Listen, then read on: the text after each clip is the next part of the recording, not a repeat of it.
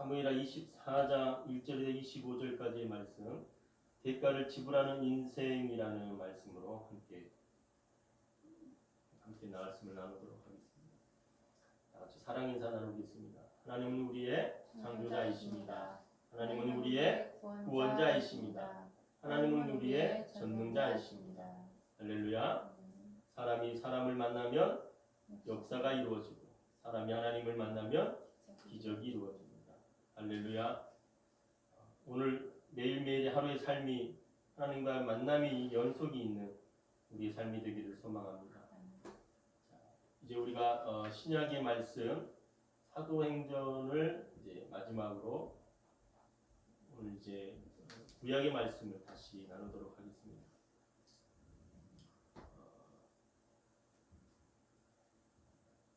우리가 지난번 사무엘하 마지막을 하지 못하고 이제 넘어갔던 부분들을 다시 제가 마지막 다루면서 이제 그 구약 성경의 핵심이 무엇냐라고 물어보면 하나님의 구속의 은혜가 창세기부터 요한계시록까지 그 내용입니다. 그 가운데 특히 이제 하나님께서 중요한 구약의 중요한 인물이 누구냐라고 얘기한다면 아담이 있겠고 노아와 그다음에 아브라함과 이제 요셉, 다음 다윗, 엘리야 이런 사람들이 등장을 하겠죠. 오늘 우리가 보게 되어지는 말씀 가운데 이제 다윗이 등장을 합니다. 오늘 말씀은요, 사무엘하 말씀과 역대상 말씀을 우리가 두 말씀을 비교하면서 말씀을 보아야 됩니다. 역사는 승자들이 기록을 합니다. 패자가 기록을 하지 않죠. 역사는 누구에 의해서 역사가 기록이 되느냐에 따라서 그 시대에 있었던 그 사건들과 일들을 바라보는 이 시각이 전혀 달라집니다. 대한민국이 이제 민주공화국으로 자유민주주의를 이제 수호하는 지명으로 바뀌면서 과거에 대한 인식 자체가 다름을 우리가 보게 되었습니다. 군사정권을 이어서 문민정부로 넘어오고 또 문민정부에서 이제 좌파와 우파의 갈등 속에서 가장 크게 우리가 이슈화 되는 게 뭐냐면 역사관입니다. 역사를 어떻게 바라보느냐에 따라서 우리가 살아가는 이 세계가 삶이 전혀 다른 모양으로 전개가 되어지는 걸 보게 되어집니다. 다윗도 그와 마찬가지죠. 특히 이제 사무엘상하의 이 말씀은 사무엘상하의 말씀은요, 이제 다윗이 포커스가 되어지는 거죠. 다윗이 어떤 임금이었느냐를 말씀하는 데 있어서 사무엘상하는 좋게 포장을 하는 거예요. 그러나 이 역대기의 말씀은요, 있는 그대로를 이 서술하게 되고 기록을 하게 되는 것이죠. 그렇다고 한다면 물론 두 가지의 입장이 전혀 다른 게 아닙니다. 그러나 어떻게 이걸 포장하느냐에 따라서 바라보는 시각이 달라진다는 것이죠. 자, 우리 두 가지의 말씀을 일단 한번 보는데 사무엘하 24장의 말씀과 역대상 21장의 말씀이 동일한 시대에 동일한 사건을 바라보는 시각이 다르다는 것을 인지하고 오늘 말씀에 들어가도록 하겠습니다.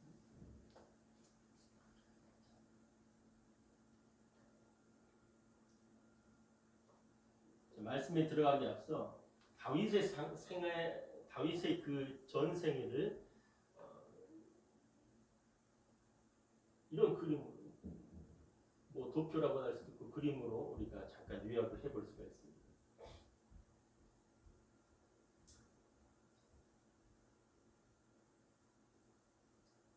다윗이 이제 어떤 사람이었느냐를 설명할 때 다윗은 목동이었다라고 이야기를 합니다. 자, 목동이라는 존재는 뭐 크게 우리가 부각되지 않을 수도 있어요. 그러나 성경은 다윗이 목동이라는 사실에 대해서 방점을 찍고 있습니다. 이유가 무엇이었을까요? 이스라엘 백성을 이끄는 데 있어서 가장 중요한 것이 목동이었습니다. 한 마리 어린 양을 이리와 늑대에게서 살리는, 그래서 그 사자의 입까지 벌려서 어린 양을 구해내려 하는 이 다윗의 마음을, 성경은 그의 마음을 이렇게 기록하는 거예요. 하나님의 마음에 합한 자라. 사도행전에 다윗을 향해서 이렇게 기록하는 거예요. 하나님의 마음에 합한 자라.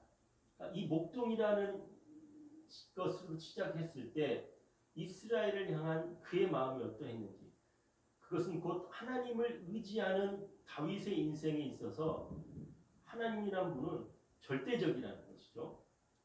믿음은 극히 주관적인 것입니다.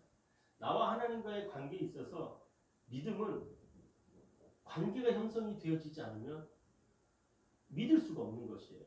우리의 인생에 있어서 왜 나는 이렇게 내리막길을 걸어가나 라고 한다면 한번 나와 하나님과의 관계를 다시 재조명해 봐야 된다는 겁니다. 어떤 이는 어린 나이에, 어떤 이는 다 늙음하게 하나님을 만나는 경우가 있어요. 물론 둘 다 하나님의 은혜입니다. 그러나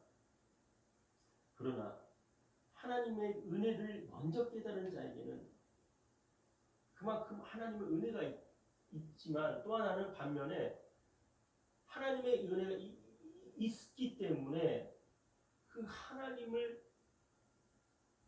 원하시는 삶대로 살아가야 되는 것이 책무인 거예요. 자, 다윗이 하나님이 어떤 분이라는 것을요, 그의 삶을 통해서 고백을 하는 겁니다. 여호와는 나의 목자이시다. 여호와는 나의 방패이시고 나의 산성이시다. 오늘 우리가 찬양했던 분, 하나님이시여, 주는 나의 하나님이십니다. 주는 나의 여호와이십니다. 자, 이스라엘 백성들 가운데 모세가 40년의 광야 가운데 말씀하고자 하는 무엇입니까? 여호와가 하나님됨을 알라라는 거예요. 그게 그거 아닌가요? 우리만 그렇게 하시는 거예요. 자, 이 말은요, 믿음의 고백이 있지 않고는 있을 수가 없는 겁니다. 여호와가 하나님됨을 너희는 알라. 다윗은요, 그의 인생에 있어서 여호와가 하나님 되심을 알았던 겁니다.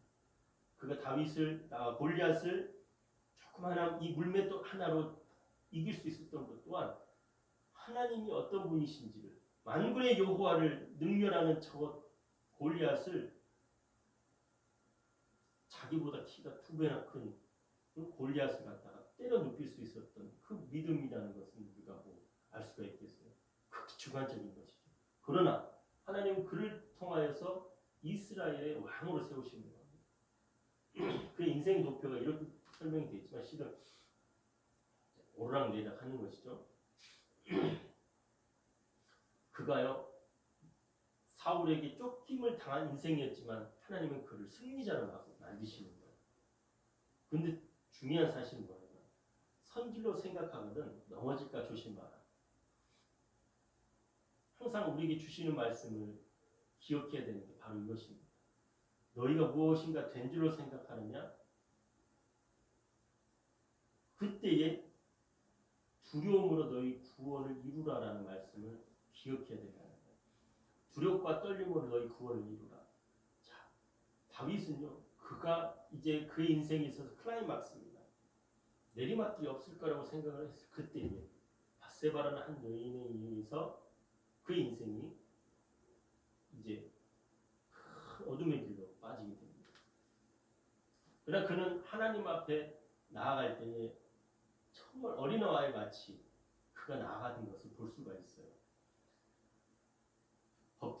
하나님의 법궤를 이제 하나님의 도성으로 가져올 때에 그 하나님을 찬양했던 모습을 보세요.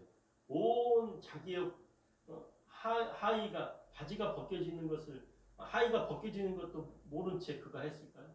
어린아이와 같이 하나님을 찬양했다는 그 표현인 거죠. 반면에 또한 그가 범죄하였을 때에 어린아이 같이 하나님 앞에 회개하는 겁니다. 하나님 날 용서해 주세요.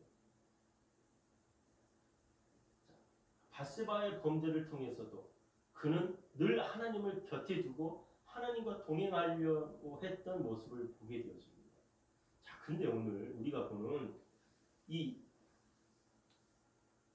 사무엘하 24장의 이 말씀은 도무지 봐도 이해할 수가 없는 겁니다. 24장 1절에 보면 여호와께서 다시 이스라엘 향하여 진노하사. 그럼 언제 진노했다는 거예요? 이스라엘 향해 언제 진노했다는 거예요? 그 이전에 이스라엘이 하나님 앞에 범죄했던 40년의 광야를 통해서 또 가나안 땅에 들어갔을 때에 이스라엘이 하나님 앞에 행했던 일들을 생각해 보세요. 조금만 틈이 나면 살만하면 하나님 어디 계신지 모르고 눈 가리고 아웅하는 거예요. 그리고 뒤에서 딴짓하는 거예요. 결국은 하나님을 배교하는 것, 그 행위가 어떻게 나타나는 겁니까?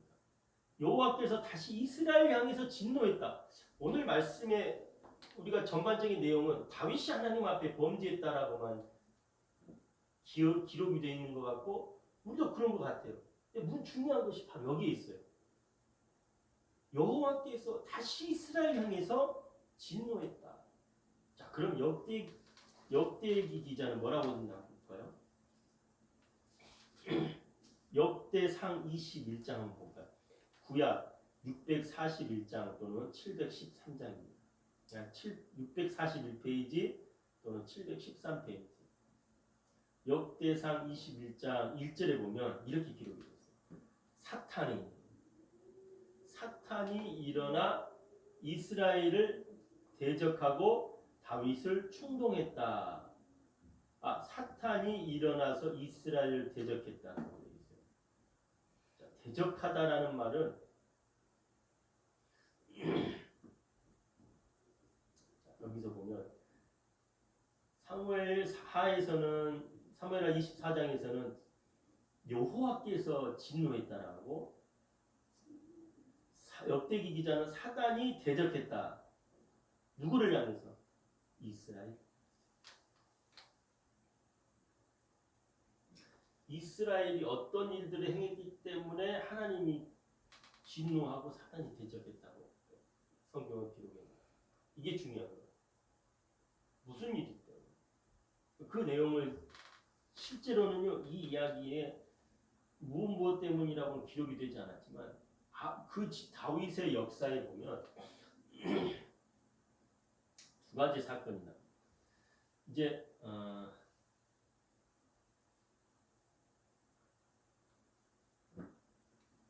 밧세바와의 이 범죄로 인해서 하나님을 능멸한 사건이죠. 또 단순하게 그냥 밧세바와의 그 범죄가 역사 속에 흘러가는 그냥 하루 어떤 해프닝이라고 생각할 수 있지만 전혀 그렇지 않아요. 무엇입니까? 우리가 우리의 삶을 살아가면 우리 삶의 이야기가 역사가 되는 거예요. 그런데 단순히 그냥 묻어두고 갈 일이라고 생각했지만 절대 그렇지 않다는 겁니다. 아브라함도 그랬고 다윗도 그랬고 우리 인생 동안 그렇다는 거예요. 단지 우리가 깨닫지 못할 뿐이라는 겁니다. 그러나 성경 우리 분명하게 얘기합니다. 뭐라냐면 이게 흔적인 거예요. 우리의 삶의 풋프린트, 발자국이 남아요. 근데 그 발자국이 지운다고 지워지나요? 절대 그렇지 않아요.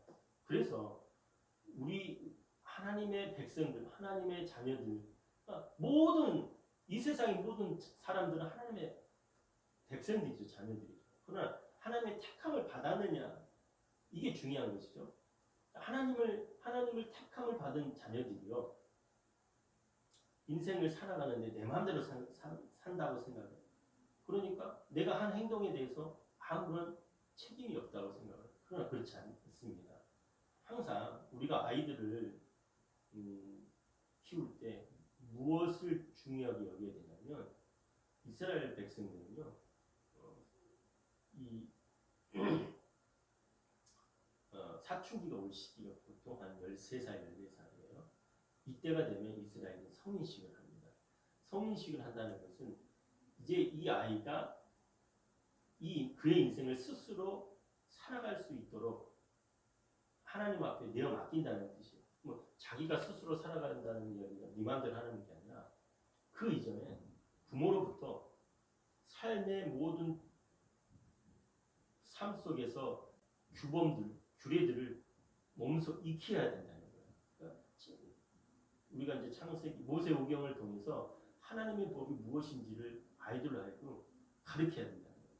그리고 그들이 하나님의 법을 따라서 살아갈 수 있게끔 이제는 부모가 독립시켜야 되는 것이 성인식 할 때인 거죠.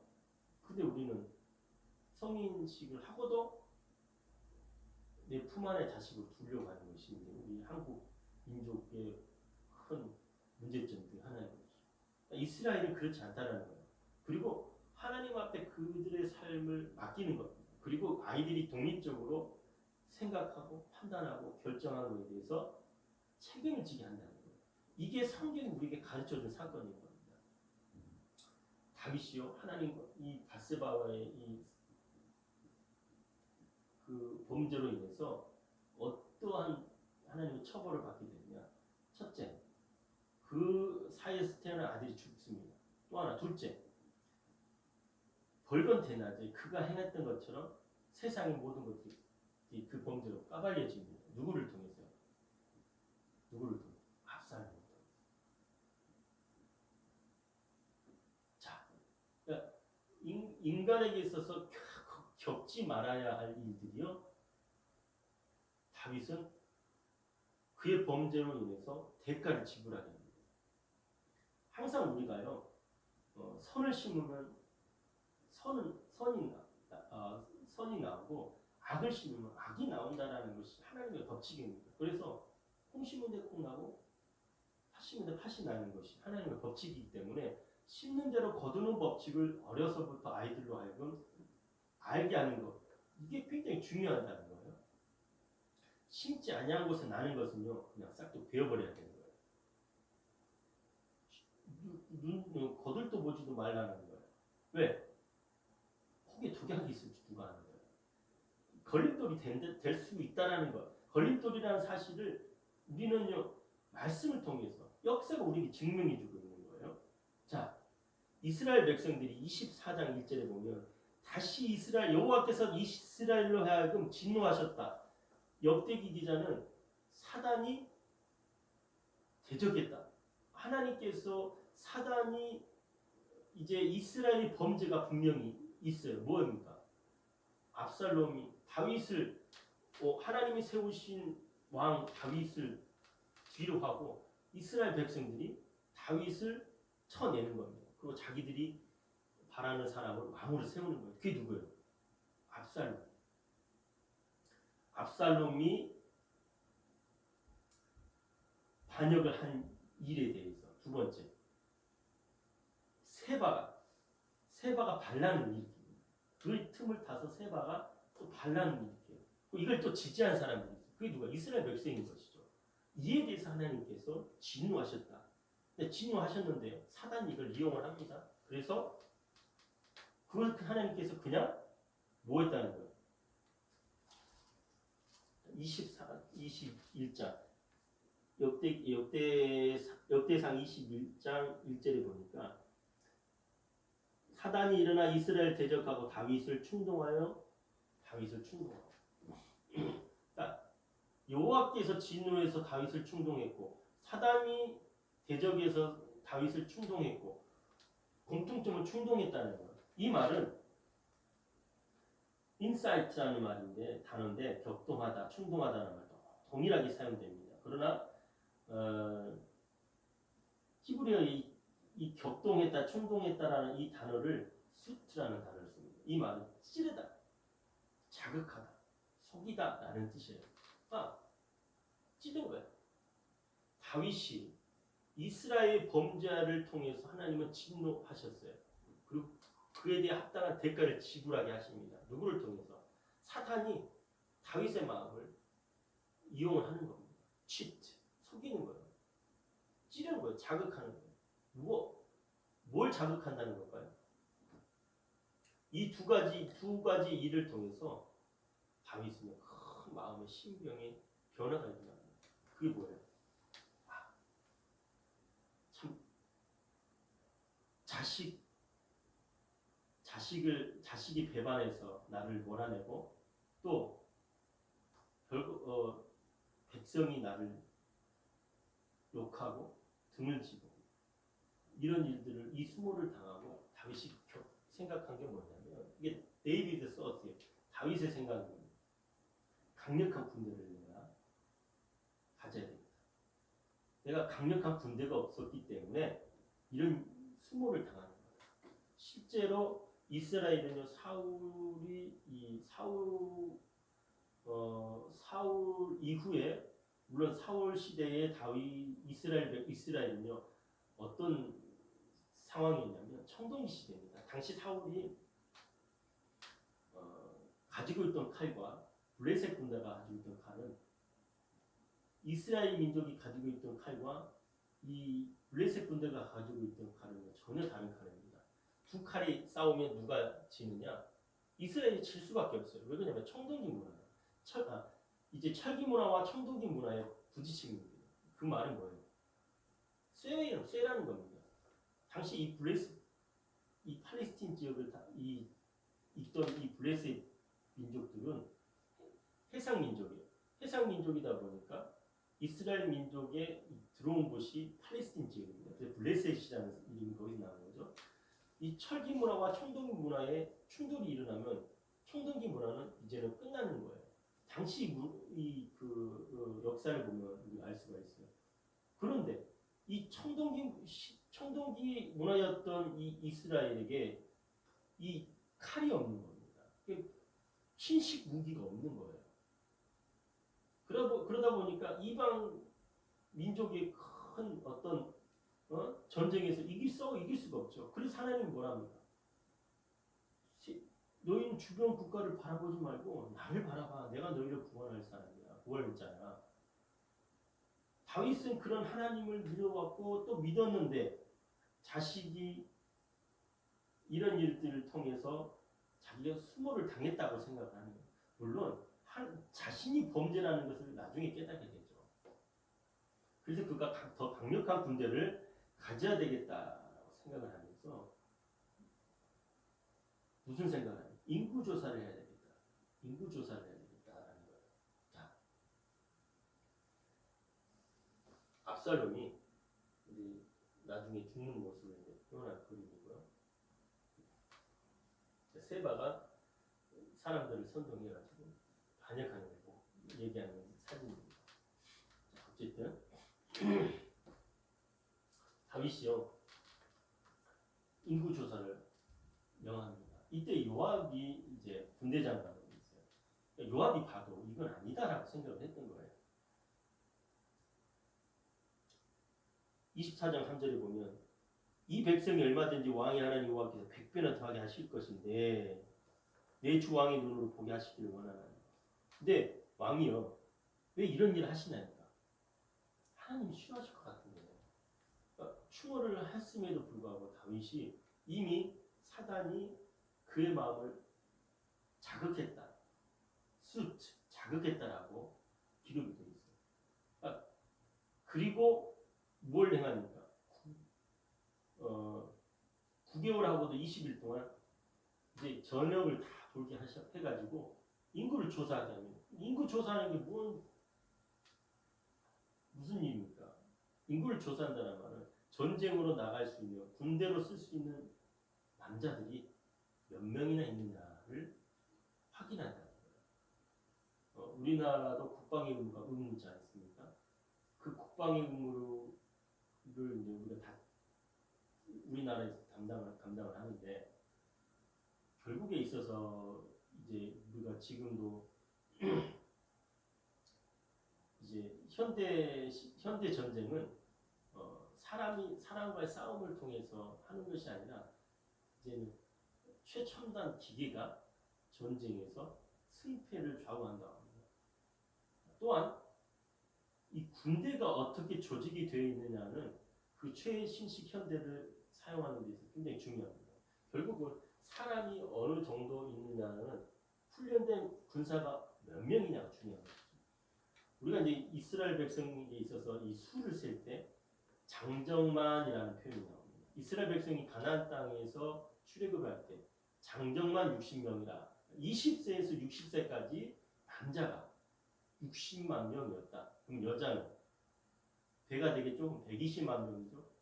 할아버지, 할머니, 어린 아이들 하면 적어도 3, 68, 180만에서 240만 이상이 될 거라는 거예요. 그 민족이요 가나안 땅에 들어왔다는. 이것을 이제 인구 조사를 하게 되잖아요. 우리 이제 오세훈을 보게 되면, 자 여기서도 남자를 군대에 갈 수 있는 이제 전쟁에 나갈 수 있는 인구를 조사한다는 건 뭡니까? 군대를 조직하려는 다윗의 생각이었습니다. 자 그렇다고 한다면 우리가 이제 여기서 왕의 규례라는 것을 한번 보게 됩니다. 왕의 규례. 왕의 규례가 뭐예요? 신명기 17장 14절에서 20절에 나와 있는 말씀입니다. 이스라엘 백성들이 가나안 땅에 이르게 되면 반드시 뭘 요구할까? 왕을 요구할 것이라는 것을 하나님은 다 알고 계셨습니다. 인간이 어떤 존재이라는 것을 하나님 다 아셨다는 것. 그리고 모세를 통해서 주변 국가들이 다 왕정 국가를 이루어서 강력한 통치 기반을 두어야만 이 나라가 안정을 이루고 또 평화를 이루기 때문에 세상을 따라가려는 이스라엘 백성들이 반드시 나타날 거라는 거예요. 신정 정치를 원하셨지만 이스라엘의 그 반역으로 왕정으로 바뀔 거라는 걸 하나님 알고 계셨던 거예요. 그래서 규례를 삼았어요. 뭐로? 왕의 규례라는 거예요. 이제 험블 킹이라고. 어떤 왕이 겸손한 왕이냐? 이걸 이제 네 가지로 두었습니다. 첫째는 내국인을 왕으로 둬라. 하나님을 모르는, 하나님을 알지 못하는 사람을 왕으로 세우지 말라는 겁니다. 그래서 내 형제 중에서 라고 기록이 돼요. 또 하나는 병마를 두지 마. 병마는 뭐예요? 군대를 얘기하는 거예요. 군대는 두되 너무 많이 두지 마라. 너희가 하나님이 싸워서 항상 이스라엘 백성들 가운데 이스라엘이 이동할 때도 그렇지만 군대 선봉에 뭐가 있냐면 하나님 제사장들이 서 있어요. 너희들이 군대가 앞서기 전에 이미 하나님의 제사장을 세웠다는 것은 하나님이 이 전쟁의 승패는 하나님께 달려있다는 걸 얘기하는 것이죠. 근데 병마를 많이 두게 이제 하나님은 온데가 없는 거예요. 이스라엘의 그 완악함이 어디서 드러날 것이 여기서 드러날 거라는 거예요. 또한 아내를 많이 두지 마라. 아내를 많이 둔다는 말은 이제 우리가 정략 결혼을 얘기합니다. 다윗도 그랬고 솔로몬도 그랬어요. 정략 결혼을 하는 거예요. 이 정략 결혼을 한다는 것은 인간의 수싸움이라는 거예요. 정치적인 수싸움. 그걸 하지 마라. 온전히 하나님만 바라보고 가라는 거예요. 근데 그렇지 않은 거예요. 우리 인생이 또 그러고 또 그런 것처럼 역사는 늘 반복이 됩니다. 그래 그 역사를 통해서 우리는 깨달아야 돼요. 인간이 어떤 존재인가. 생각하지 않는 인간은 동물과도 같아요. 왜 그런가요? 늘 본능에 충실하기 때문에 그런 거죠. 그래서 늘 우리는 생각을 해야 돼요. 무엇을? 하나님이 누구이신가? 그 하나님은 어떤 분이신가? 그 하나님은 우리에게 뭘 요구하시는지 결국 우리의 정체성에 대해서 우리는 물어봐야 되는 겁니다. 오늘 말씀도 그와 같은 거예요. 나는 누구이냐? 라는 질문에서 시작이 되어진다면 하나님의 존재를 의심하지 않을 수가 없는 겁니다. 하나님 정말 살아계실까? 하나님 이 세계 만물을 지으시고 인간이 살아가는 삶의 모습을 보게 되어지면 인간의 힘으로 되어진 게 아무것도 없다라는 거예요. 결국은 여호와가 하나님 되심을 너희가 알라라는 거예요. 그래서 아내를 많이 둔다라는 건 뭘 말하냐면 이방 민족들이 아내로 이제 평화를 이루어야 되잖아요. 왕이 됐어요. 그러면 뭘 해야 됩니까? 나라를 잘 다스리기 위해서는 평화를 이루어야 돼요. 나만 평화를 내세운다고 해서 되나요? 아니죠. 그럼 뭐예요? 이방 나라들과 화친을 맺어야 돼요. 그게 뭐예요? 정략 결혼인 겁니다. 내가 좋아하지 않는 사람이라도 결혼할 수밖에 없어요. 결혼만 하나요? 자녀를 둬야 돼요. 자녀만 두나요? 내가 데리고 온 그 여자가 살 수 있도록 만들어야 되죠. 그럼 뭘 해야 돼요? 이방 신을 데리고 들어온다는 얘기입니다. 그래서 아내를 많이 두지 마라. 그럼 결국 이 아내는 어디서 취하라는 거예요? 내 형제 중에서 취하라는 거예요. 자, 그리고 은금을 많이 두지 마라. 자, 사람의 마음이 갈대와 같은 거예요. 그렇죠? 돈은 일만하게 뿌리라고 했던 이유는 돈 자체가 나쁜 게 아니라 그 돈을 통해서 선용을 해야 되는데 교만하게 돼요. 하나님이 이제 온데간데 없고 이 돈이 우상이 되버리면 이미 하나님께서는 우리가 살아가는 이 시대에도 이제 이 만몬이즘이 이 만몬 사상이 우리의 삶 속에 교회 안에도 가득 들어와 버린 거예요. 결국 그렇게 되니까 어떻게 됩니까? 이 돈의 지배를 받게 되는 거예요. 교회에 분란이 생기는 이유 여기 있는 것이죠. 하나님은 이미 우리가 살아가는 이 시대까지도 하나님이 우리의 삶의 주인이 아니면 어떻게 돼? 짜그라질 거라는 걸 말씀해 주고 있는 거예요. 자, 강력한 군대를 요구하는 다윗에게 9개월 20일 동안 조사를 한 결과가 뭐냐? 역대하 21장 7절 말씀에 이런 말씀이 있습니다. 역대하 21장 7절 말씀 제가 불러드릴게요. 하나님이 이 일을 악하게 여기사 이스라엘을 치시며 영어로 뭐라고 표현하냐면요. This command was also evil in the sight of God. 하나님이 보시기에 악하게 여기다. evil이라고 써요. evil. 다윗의 이 명령이 악하다는 거예요. 자, 항상 우리의 삶에 있어서 어떤 일을 행함에 있어서 방향이 중요합니다. 그 방향성에 있어서 선택과 집중을 또 해야 되겠죠. 근데 방향이 잘못 정해지게 되면 그 결과 또한 나쁜 결과가 나오겠죠. 이스라엘이 다윗이 행한 그 잘못된 행위로 인해서 어떠한 하나님의 진노가 있었는지 우리가 알고 있잖아요.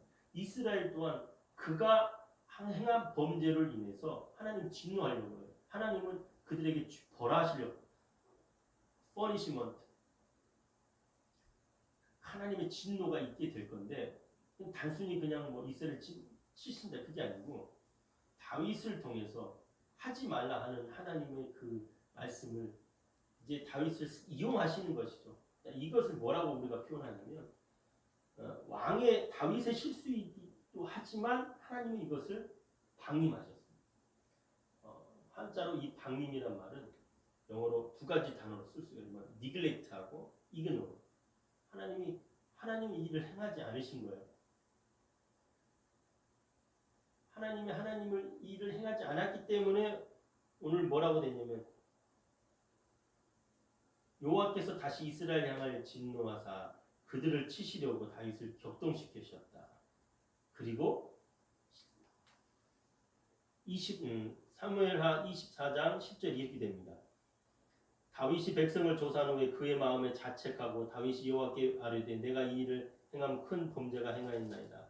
그리고 나중에 보면 어,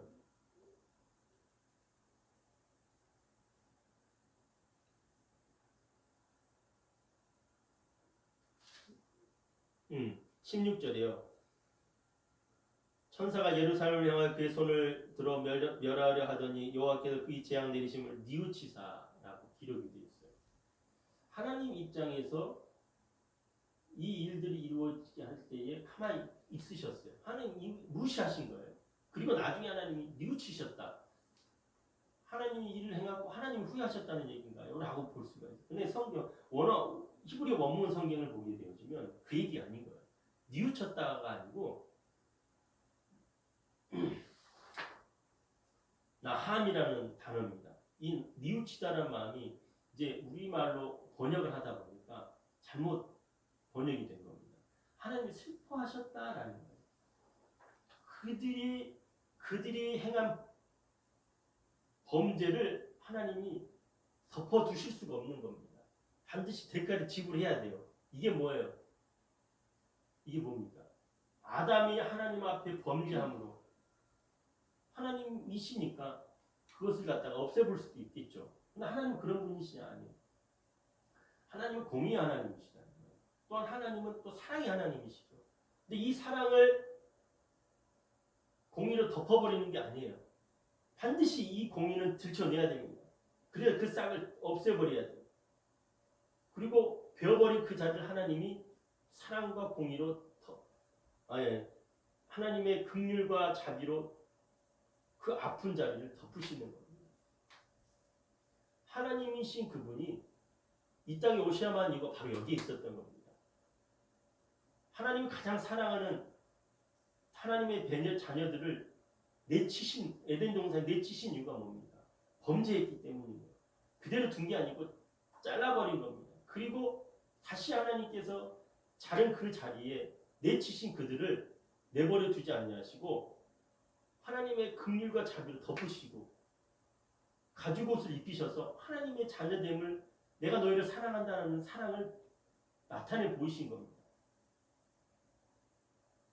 우리가 영원히 죽을 수밖에 없었지만 하나님께서는 그냥 영원히 우리를 죽게 내버려 주신 게 아니라 하나님이신 그분이 인간의 몸을 이끌고 이 땅에 오셔서 십자가에 죽으심으로 다시 우리에게 하나님과의 영원한 언약의 관계를 이루시기 위해서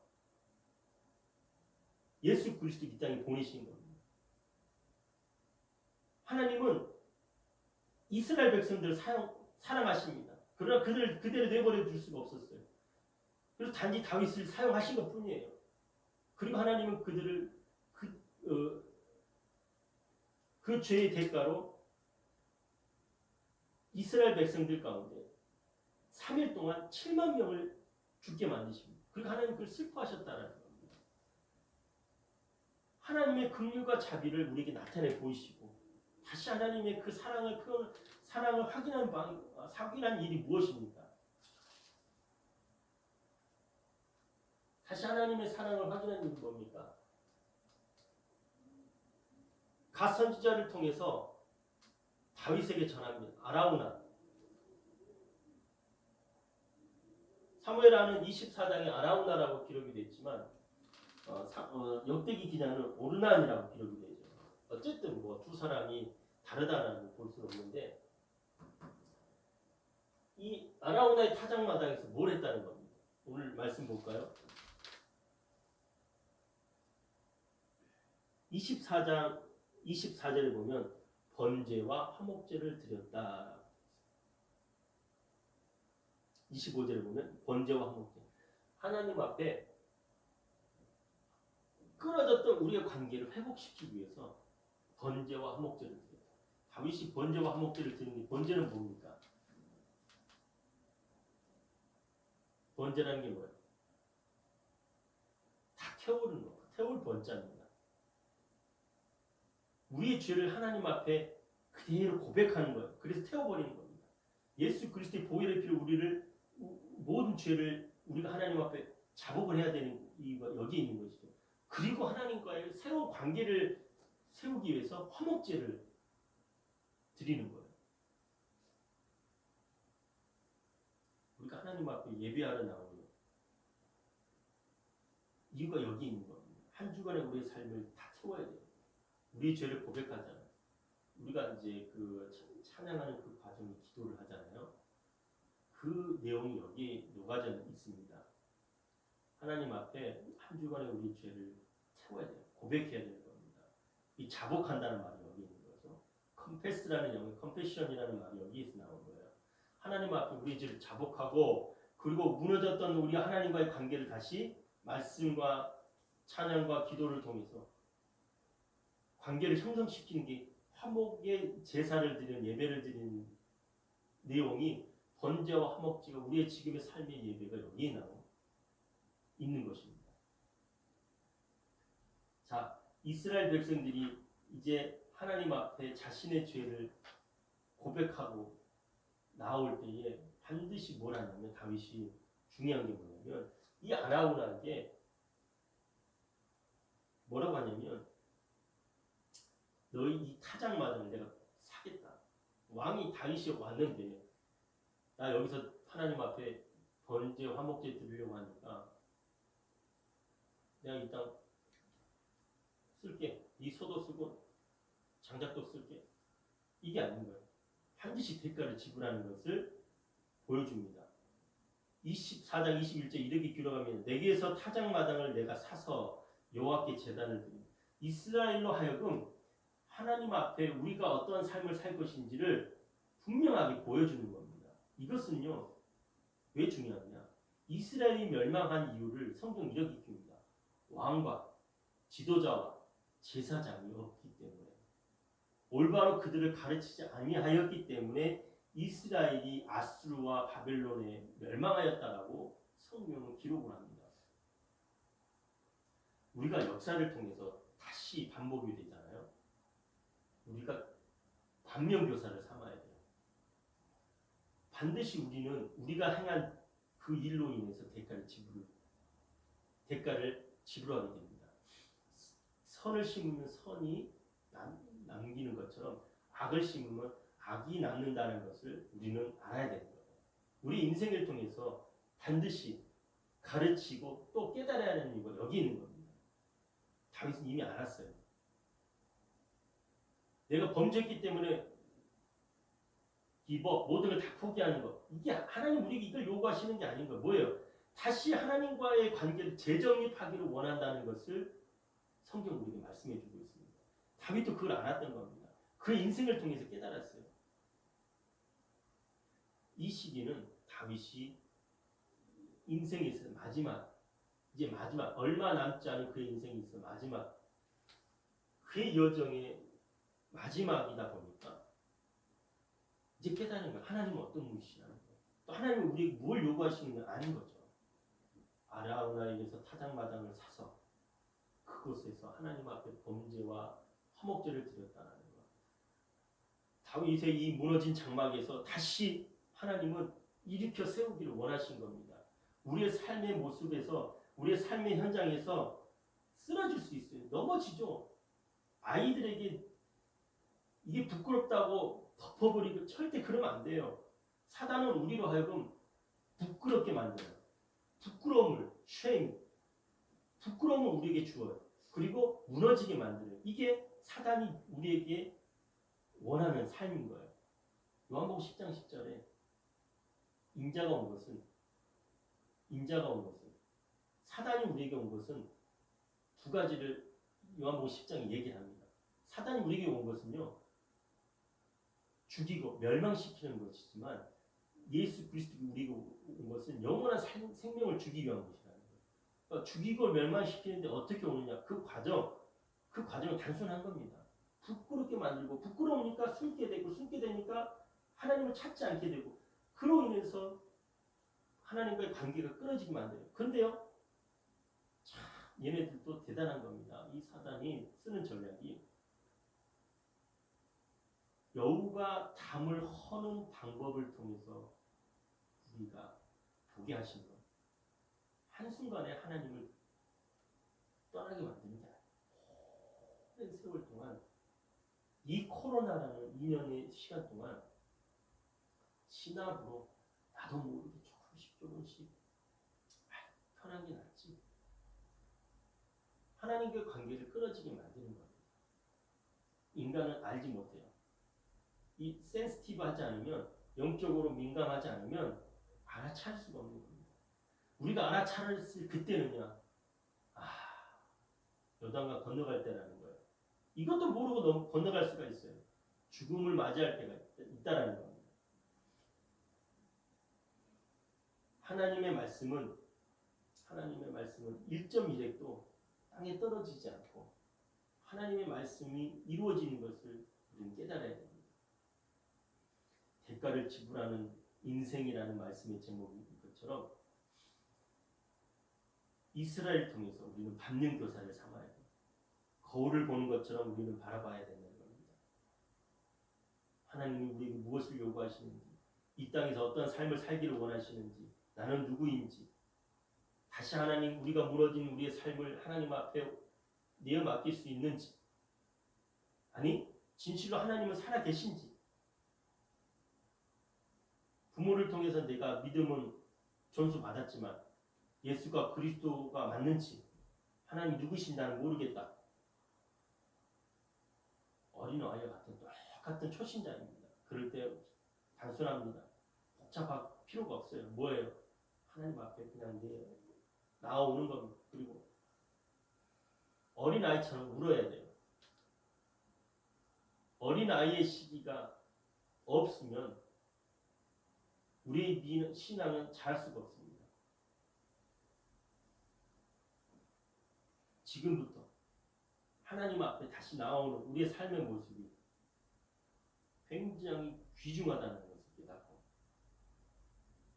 반드시 대가를 지불하는 우리의 인생이, 선을 심으면 선을, 악을 심으면 악이 난다는 심는 대로 거두는 법칙을 깨닫고 살아가는 저와 여러분이 되기를 소망합니다. 기도하겠습니다. 살아계신 하나님 감사합니다. 오늘도 우리의 연약함을 주님 앞에 고백합니다. 성령 하나님, 우리의 삶을 인도하시고 오직 살아계신 하나님만 바라보게 하여 주옵소서. 예수님의 이름으로 기도합니다. 아멘. 주신 말씀 생각하면서 시간 다 함께 하나님 앞에 찬양이 드리겠습니다.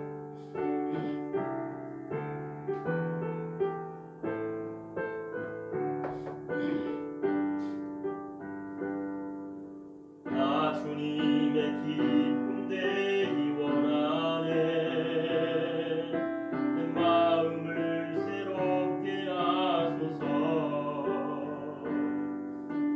새 부대가 되게 하여 주사.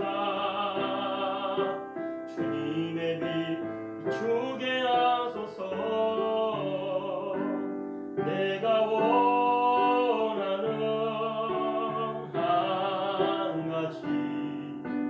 주님의 기쁨이 되는 것,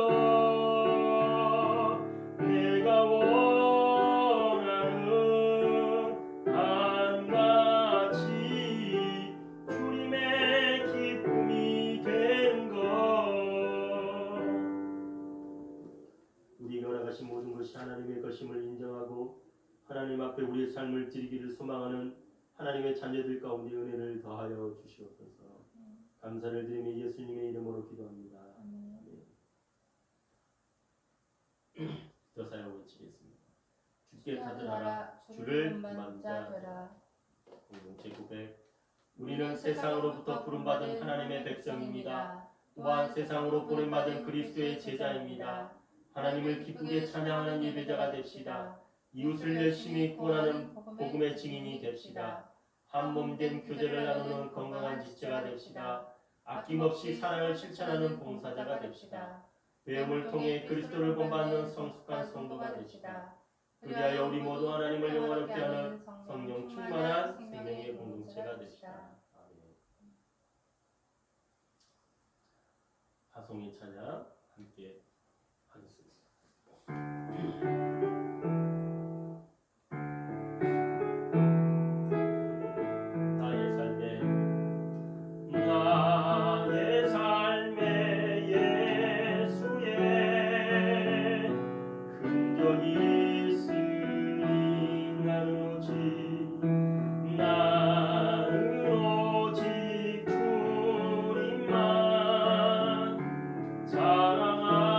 사랑하리라 내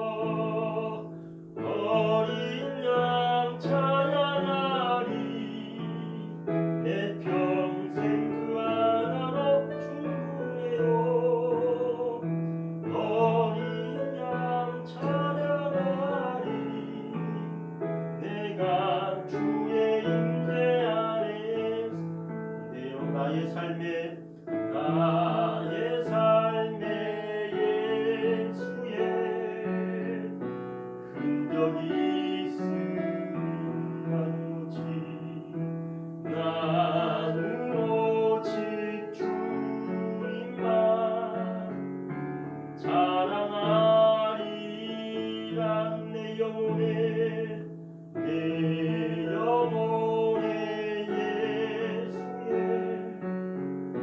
생명이 있으니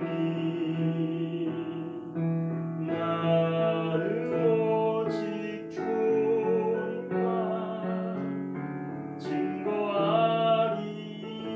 증거하리라. 기도합니다.